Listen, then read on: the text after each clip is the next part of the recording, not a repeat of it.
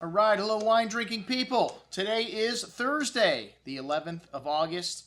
It's been a busy week this week here at the Wine Watch. We got a cooking class tonight and our big pre-rot tasting tomorrow night here at the store, and then on to next week. And some great stuff going on next week as well. Check it out on our calendar of events. But what have I got to sell you today? We've got every Chateauneuf de Pape in the store on this offering. That's right, folks. One of France's greatest wine growing regions.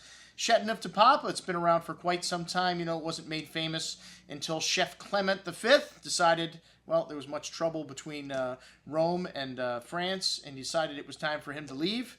And, well, he already had a chateau in Bordeaux set up that was Chateau Pape Clement.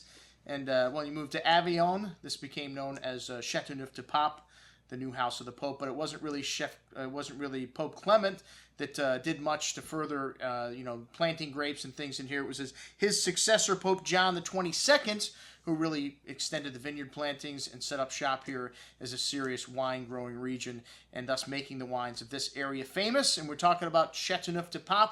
We're talking about Grenache-based wines. As a matter of fact, some of the great Chateauneuf de Papes, like Rayas, is 100% Grenache.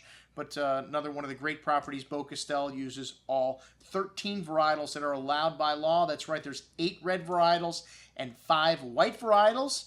And they're one of the few that uses all of them. Most Chateauneuf de Papes today are predominantly Grenache, with Syrah, Mourvedre thrown in there, a little Carignan, and maybe some other of the white varietals thrown in, Grenache Blanc, Marsanne, Roussanne. Yeah, for the most part, they're mostly 4 grapes tops. And, this is the area in France where, they started to really seriously start to control the production of wine in the 20s. The growers in Chateauneuf de Pape began to be concerned about all the stuff that was being bottled and labeled Chateauneuf de Pape that was not actually Chateauneuf de Pape, because at that time you were allowed to bottle Chateauneuf de Pape outside of the appellation Control A, which today, no, you can't do that anymore. But there are a lot of producers still that make other wines, Côte d'Aronnes and other things, Gigondas, outside of Chateauneuf de Pape. But, you have to bottle it in Chateauneuf de Pape to call it Chateauneuf de Pape.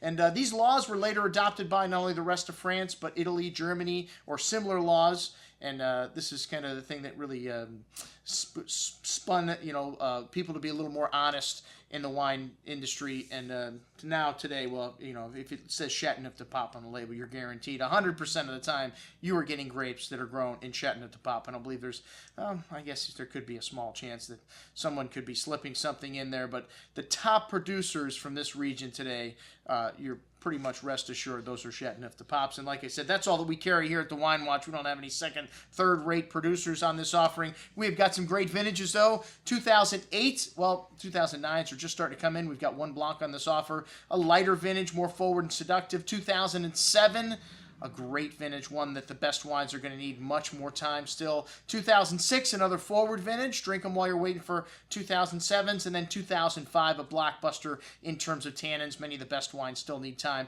Hey, some of the wines are starting to drink nice from 2005, like the Côte d'Aronnes from Redortier. And then 2004, another light vintage. We've got vintages going back to 1988, the Henry Bonneau Cuvée Celestine, which is one of the greatest Chateauneuf de Papes that I've ever had. Well, check it out, folks, on this offering today. I'm your host, Andrew Lampasoni, signing off for the Wine Watch, saying, remember, always drink the good stuff first.